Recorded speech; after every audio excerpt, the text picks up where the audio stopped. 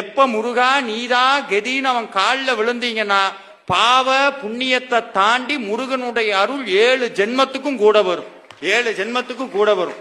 கந்தான்னு 2 கையை தூக்கிட்டீங்கன்னா 12 கையினால தூக்கி காப்பாத்துவான். செந்தூர் கந்தையா அருள் சேர்க்கும் குமரையா, உனை வந்தால் முருகையா நான் வாழ்வேன் வேலையா. செந்தூர் கந்தையா அருள் சேர்க்கும் குமரையா. எப்ப முருகா நீதா கெதின்னு அவன் காலில் விழுந்தீங்கன்னா பாவ புண்ணியத்தை தாண்டி முருகனுடைய அருள் 7 ஜென்மத்துக்கும் கூட வரும். 7 ஜென்மத்துக்கும் கூட வரும்.